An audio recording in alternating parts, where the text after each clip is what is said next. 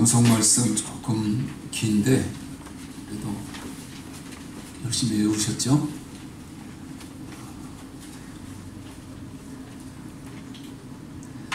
외우신 분들 앞에 보고 하시고 못 외우신 분들은 못 보고. 참 귀한 말씀, 우리가 정말 평생 간직해야 되는 말씀입니다. 같이 해보실까요? 자기 아들을 아끼지 아니하시고 우리 모든 사람을 위하여 내주신 이가 어찌 그 아들과 함께 모든 것을 우리에게 주시지 아니하겠느냐. 로마서 8장 32절 말씀. 아멘. 모든 것을 우리에게 주신다는 그 말씀, 특별히 힘들고 어려울 때마다 이 말씀 꼭 암송하면서 기도하시면 하나님께서 더욱 놀라운 은혜를 베풀어 주실 줄로 믿습니다. 한번 같이 하실까요? 믿음의 축복. 네, 오늘 지난주와 같은 본문으로 한 번 더 믿음의 축복에 대한 말씀을 나누기 원합니다. 여러분, 삶이 즐거우십니까? 한 분만 즐거우신 것 같아요. 만일 병원에서처럼 1부터 10까지 표시를 한다면 어느 정도로 즐거우십니까? 솔직하게 한번 점수를 매겨보십시오. 매일 아침 눈을 뜰 때 감격이 있으십니까? 귀한 하루를 주신 것에 대해 감사하십니까? 혹은 매일 저녁 잠자리에 들면서 하나님을 향한 진정한 감사가 있으십니까? 하나님은 믿음으로 의롭다함을 얻은 우리에게 이 땅에서 놀라운 축복을 주셨습니다. 어떤 축복을 주셨나요? 먼저 우리는 하나님과 화목하게 되었습니다. 지난 시간에 몇 %라고 했죠? 100%의 완전한 화평함입니다. 왜 우리가 얻은 하나님과의 화평이 완전한가요? 그 이유는 그 화평이 우리의 행위가 아닌 예수 그리스도의 공로로 말미암아 주어졌기 때문입니다. 또한 그로 말미암아 우리는 하나님께 나아갈 특권을 얻었습니다. 우리는 아버지 하나님에게 무엇이든지 구할 수 있으며 하나님은 우리에게 가장 좋은 것으로 응답해 주신다고 우리가 열심히 한 주간 동안 암송한 로마서 8장 32절에도 정확하게 나와 있지 않습니까? 놀라운 축복이 아닐 수 없습니다. 하나님 우리에게 주신 세 번째 축복은 영광을 바라고 즐거워하는 것입니다. 오늘 본문 1절 말씀 우리 같이 한번 읽으시죠. 그러므로 우리가 믿음으로 의롭다 하심을 받았으니 우리 주 예수 그리스도로 말미암아 하나님과 화평을 누리자. 하나님은 우리가 이 땅에서 사는 동안 즐거움을 누리도록 축복하셨습니다.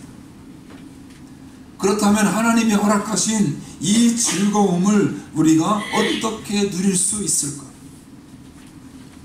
하나님은 오늘 본문에서 즐거움을 누릴 수 있는 방법 몇 가지를 자세히 설명하십니다. 하나님이 우리에게 선물로 주신 이 즐거움을 이 땅에서 마음껏 누리기 위해서는 첫 번째로 우리가 당하는 환난의 목적을 이해해야 합니다. 그리스도인들은 기쁘게 살아야 마땅하지만 실제로 기뻐하며 사는 그리스도인들은 우리 주말씀교회 빼놓고 그렇게 많지가 않은 것 같습니다. 왜 그렇습니까? 그 이유는 몇 가지의 오해가 있기 때문입니다. 첫째, 많은 그리스도인들이 무엇을 오해하나요? 우리를 향한 하나님의 뜻을 오해합니다. 한국교회 초기 시절 미국 선교사들이 한국에 와서 이해하지 못한 것 중에 하나가 무엇인 줄 아십니까? 교회에 다니는 성도들의 얼굴이 너무나도 심각하다는 것입니다. 사람들이 교회에 오기만 하면 목 놓아 우는 것이었습니다. 물론 우리는 회개하며 눈물도 흘리며 간절하게 기도해야 합니다. 그러나 문제는 교회에 오기 전에는 웃다가도 교회 안에 들어서기만 하면 자동적으로 얼굴이 굳어지는 것이었습니다. 왜일까요? 그동안 한국 교회에서 믿음이 좋다고 여겨지는 사람의 모습은 검은 성경을 옆구리에 끼고 검은 양복을 입은 어두운 모습이었습니다. 이것은 뭔가 잘못된 것입니다. 성경적인 모습이 아닙니다. 하나님은 분명 우리에게 봉사와 충성과 희생을 원하십니다. 그러나 그것이 하나님께서 우리에게 원하시는 전부가 아님을 우리는 알아야 합니다.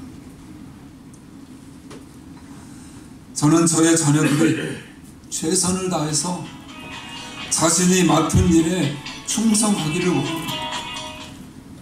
그러나 자녀가 늘 심각하고 늘 순교하는 마음으로 인상을 찌푸리고 마치 고행이라도 하듯이 살아간다면 그것을 바라보는 부모의 마음이 어떻겠습니까? 저는 제 아이들이 억지가 아닌 정말 마음에서 우러나와 환하게 웃으며 주위 사람들에게 기쁨을 주는 모습으로 살아가기를 원합니다. 저만 그런 생각을 가지고 있나요? 그렇지 않는 부모는 아무도 없을 것입니다. 우리도 그러한데 하나님은 어떠하시겠습니까? 생각해 보십시오. 무엇이 하나님의 뜻인가요? 성경에 분명하게 우리를 향한 하나님의 뜻이 너무나도 명확하게 잘 나타나 있습니다. 잘 아시는 말씀이죠. 데살로니가전서 5장 16절로 18절 말씀 같이 읽습니다. 항상 기뻐하라, 쉬지 말고 기도하라, 범사에 감사하라. 이것이 그리스도 예수 안에서 너희를 향하신 하나님의 뜻이니라. 이보다 어떻게 더 정확할 수 있습니까? 기뻐하라는 말씀이 처음에 나오는 것을 유념하시기 바랍니다. 강조입니다. 하나님이 저와 여러분에게 바라는 것은 기뻐하는 것입니다. 우리가 구원받은 하나님의 자녀라면 한 가지 특징이 나타나야 하는데 그것은 기뻐하는 것입니다. 삶이 즐거워야 합니다. 둘째, 우리에게는 환난에 대한 오해가 있습니다. 구원을 받은 우리도 이 땅에 살면서 어려움을 당합니다. 구원받은 하나님의 자녀가 되어도 아무리 열심히 기도를 해도 환난을 당합니다. 이것이 성경이 가르치는 바입니다. 그런데 환난은 우리에게서 기쁨을 빼앗아 갑니다. 몸이 아프면 모든 게 힘듭니다. 만사가 다 귀찮습니다. 경제적으로 궁핍하면 인생이 사막과 같습니다. 게다가 가정이나 또 자녀에게 어떤 문제가 생기면 기쁨이 다 사라져 버리고 말합니다. 이것이 바로 환난의 위력입니다. 그런 면에서 모든 사람이 환난 앞에서 무력합니다. 이에 상담학자들은 믿지 않는 사람들보다 믿는 사람들이 환난을 잘못 대하면 오히려 더 아픔이 크다고 말합니다. 그 이유는 많은 그리스도인들이 환난을 당할 때 부정적인 생각을 마음에 떠올리기 때문이라고 합니다. 그렇다 보니 환난을 하나님이 자신을 멀리하는 증거로 받아들입니다. 그래서 많은 그리스도인이 평탄한 삶은 하나님이 사랑하시는 것이고 환난이 찾아오는 삶은 하나님이 사랑하지 않으시는 것으로 잘못된 생각을 갖고 살아간다는 것입니다. 삶이 평탄하면 하나님이 사랑하신다고 믿습니다. 반면에 환난이 오면 하나님이 자신을 버리셨다고 단정합니다. 그 결과 환난의 무게 위에 버림받은 그 아픔이 더하다는 것입니다. 그래서 상담학자들은 그리스도인들이 환난에 더 취약할 수 있다고 지적하는 것입니다. 성경은 이에 대해 어떻게 말하는지 3절을 한번 보십시오. 다만 이뿐 아니라 우리가 환난 중에도 어떻게 한다고요? 즐거워하나니. 여러분, 우리 그리스도인들은 어떤 자들인가요? 같이 해보실까요? 환난 중에도 즐거워하는 자들. 환난 중에도 즐거워하는 자들이 바로 그리스도인들입니다. 어떻게 이것이 가능할까요? 환난의 목적을 이해할 때 가능합니다. 환난의 목적이 무엇인가요? 다시 말해 하나님은 왜 우리에게 환난을 허락하실까요? 방금 읽은 3절 뒷부분부터 4절까지 같이 읽습니다. 이는 환난은 인내를, 인내는 연단을, 연단은 소망을 이루는 줄 알미로다. 중요한 것은 아는 것입니다. 하나님의 뜻과 목적을 바로 아는 것이 굉장히 중요합니다. 이 땅에서 우리에게 일어나는 일 가운데 우연은 하나도 없습니다. 특별히 하나님의 섭리 아래 있지 않은 환난은 하나도 존재하지 않는다는 사실을 잊지 마시기 바랍니다. 하나님은 왜 우리에게 환난을 허락하시는 것일까요? 그 이유는 바로 우리가 인내를 배워 연단되어야 하기 때문입니다. 여기서 연단이라는 말은 순금을 얻기 위해 용광로에서 재련하는 과정을 의미합니다. 우리의 성품을 연단합니다. 그래서 NIV 성경은 이 연단을 아예 캐릭터라고, 성품이라고 번역을 했습니다. 부인하고 싶지만 우리의 성품과 인격은 환난을 통해 순전해집니다. 평안하고 모든 것이 다 잘 될 때 우리의 성품이 연단될 수 있다면 얼마나 좋겠습니까? 혹시 그런 방법을 아시는 분 계시다면 저에게 좀 알려주십시오. 우리 안에 있는 수많은 죄성과 잘못과 나쁜 습관은 놀랍게도 연단을 통해서 사라진다는 사실입니다. 여러분, 그런 면에서 연단이 없으면 순금을 뽑아낼 방법이 없습니다. 잠시의 연단이 아닌 과정의 연단을 받아야 합니다. 그래서 성경은 말합니다. 우리가 환난이 계속되는 동안 그것을 잘 참고 인내하면 비록 아프고 힘들지라도 그것이 성품과 신앙을 연단한다고 말입니다. 우리 안에 있는 불순물들을 걸러내게 하고 회개하며 잘못을 끊어버리게 만듭니다.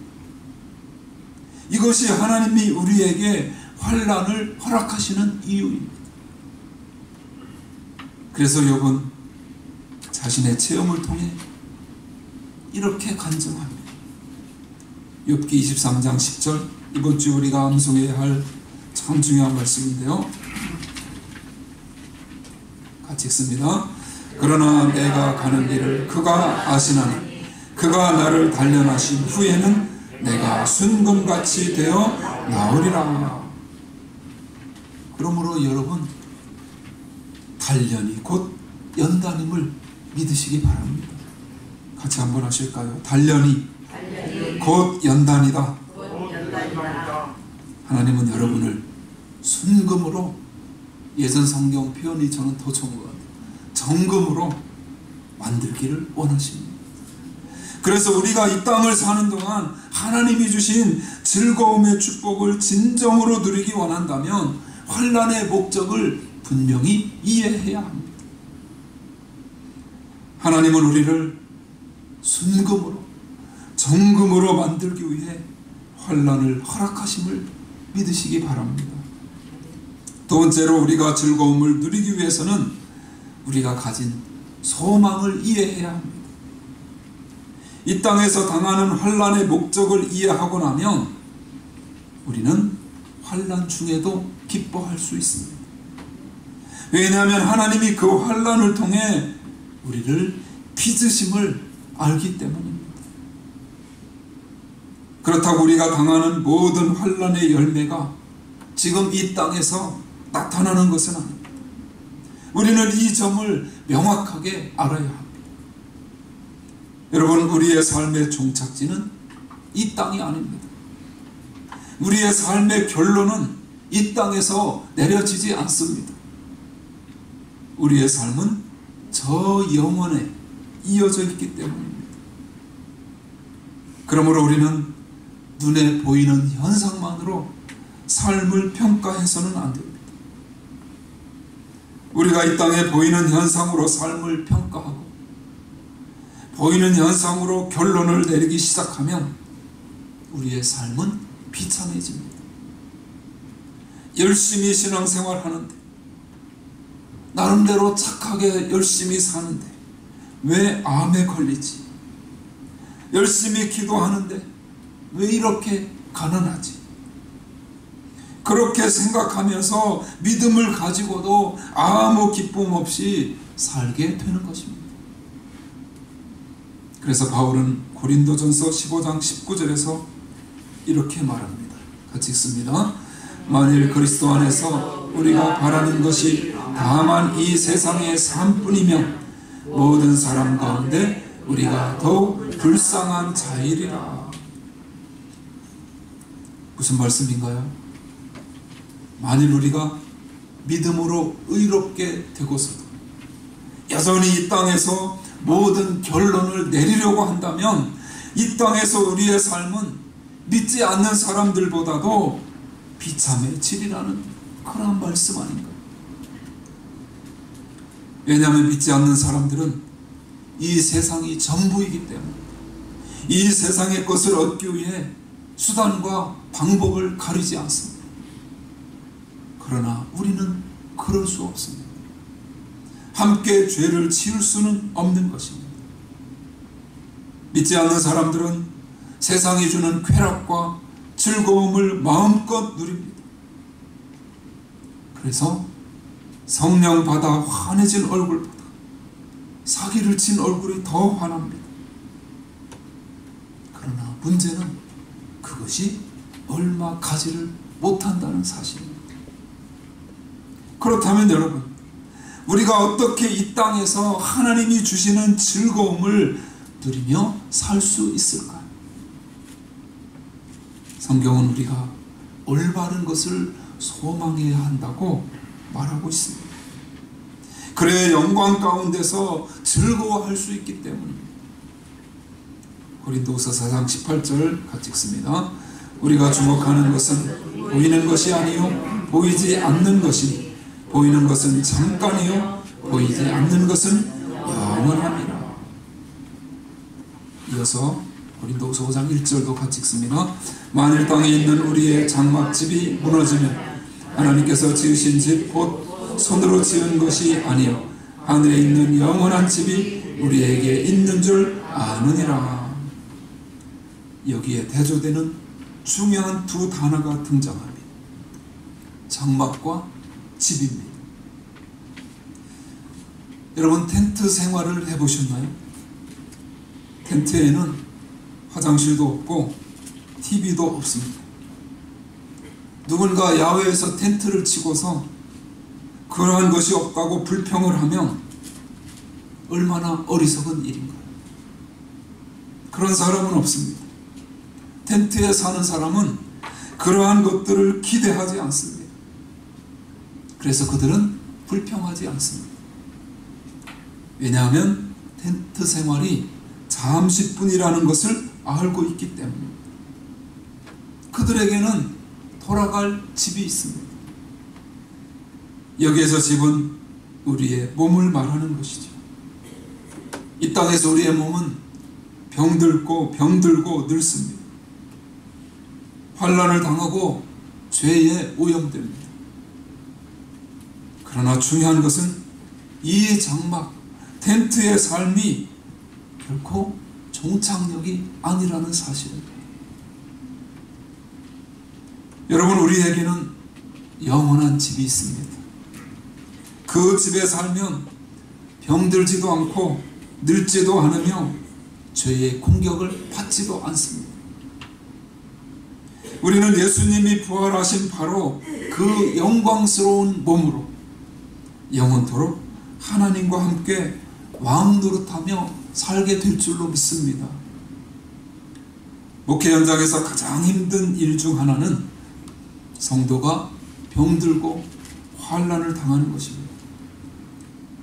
그러나 성경은 우리가 그 힘든 상황 가운데 있어도 즐거워할 수 있는 존재라고 말합니다. 왜 그런가요?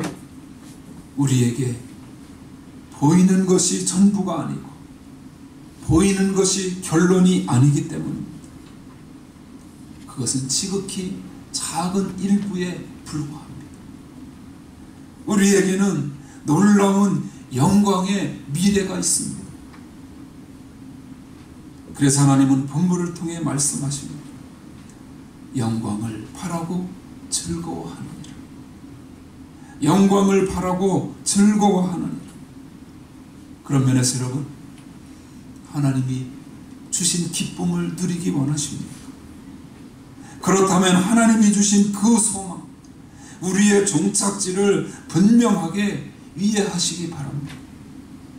하나님의 영광을 바라보십시오. 우리는 장차 영광스러움을 입을 존재들입니다. 이 땅을 넘어 저 영원까지 우리의 시선을 넓혀야 합니다. 우리에게는 영원한 집이 있음을 믿으시기 바랍니다. 세 번째로, 하나님이 주신 즐거움을 누리기 위해서는 우리를 향한 하나님의 사랑을 이해해야 합니다. 어떻게 올바른 사랑을 소유할 수 있습니까? 여러분, 우리가 올바른 소망을 확실히 믿고 그 소망을 붙들기 위해서는 소망의 근거를 분명하게 알아야 합니다. 하나님은 우리의 소망의 근거를 다음과 같이 명백하게 말씀하십니다. 오늘 본문 5절 말씀 같이 읽습니다. 소망이 우리를 부끄럽게 하지 아니함은 우리에게 주신 성령으로 말미암아 하나님의 사랑이 우리의 마음에 부은 바 됨이니. 여기에 중요한 공식이 나옵니다. 소망은 곧 하나님의 사랑이라는 사실입니다. 공식은 외워야 되죠. 같이 한번 하실까요? 소망은 곧 하나님의 사랑이다. 소망은 곧 하나님의 사랑이라는 이 사실을 항상 우리는 염두에 두어야 합니다. 도대체 우리가 어떻게 눈에 보이지 않는 것을 소망하며 살 수 있단 말인가요? 어떻게 영원한 집을 바라보고 부활을 바라며 오늘의 환난 속에서 즐거워할 수 있단 말인가? 그 소망의 근거는 바로 하나님의 사랑입니다. 만일 그 소망이 희미하다면 그것은 하나님의 사랑을 잘 모르기 때문입니다. 다시 말해, 복음을 깊이 이해하지 못했기 때문입니다. 그래서 하나님은 오늘 이 짧은 본문에서 다시 한번 요약해 주십니다. 6절 말씀 같이 읽으실까요? 우리가 아직 연약할 때 기약대로 그리스도께서 경건하지 않은 자를 위하여 죽으셨도다. 8절도 한번 같이 읽으시죠. 우리가 아직 죄인 되었을 때 그리스도께서 우리를 위하여 죽으심으로 하나님께서 우리에게 대한 자기의 사랑을 확증하셨느니라. 저와 여러분의 소망의 근거는 우리의 선한 행위가 아닙니다. 오직 저와 여러분을 향한 이해할 수 없는 하나님의 사랑임을 믿으시기 바랍니다. 그렇다면 이 사랑 앞에서 우리는 어떻게 살아야 하나요? 9절 10절은 이렇게 말씀합니다. 9절 10절 같이 읽습니다. 그러면 이제 우리가 그의 피로 말미암아 의롭다 하심을 받았으니 더욱 그로 말미암아 진노하심에서 구원을 받을 것이니 곧 우리가 원수 되었을 때 그의 아들의 죽으심으로 말미암아 하나님과 화목하게 되었은즉 화목하게 된 자로서는 더욱 그의 살아나심으로 말미암아 구원을 받을 것이니라. 이것은 미래적 구원이 아니라 바로 오늘의 구원임을 기억하시기 바랍니다. 마지막으로 11절에 보니까 그뿐 아니라 이제 우리로 화목하게 하신 우리 주 예수 그리스도로 말미암아 하나님 안에서 또한 즐거워하느니라 말씀하고 있습니다. 사랑하는 여러분, 우리가 복음을 알면, 주 예수 그리스도를 알면, 그 사랑을 우리가 바로 깨달으면 어떤 환경 가운데서도 즐거워할 수 있습니다. 우리를 향한 이 놀라운 하나님의 사랑을 믿으시기를 바랍니다. 그리고 그 사랑이 허락하신 최고의 선물인 우리의 영광스러운 미래를 확신하시기를 바랍니다. 그리고 그 믿음 안에서 정말 기쁘게 사십시오. 하나님은 저와 여러분을 너무너무 사랑하십니다. 우리를 향한 하나님의 은혜가 저와 여러분을 끝까지 붙들어 주실 줄로 믿습니다. 그분이 저와 여러분을 의롭게 하셨습니다. 그리고 의롭게 하신 그분이 저와 여러분을 영광스럽게 하실 줄로 믿습니다. 그런 은혜와 축복이 넘치시기를 주님의 이름으로 축원합니다.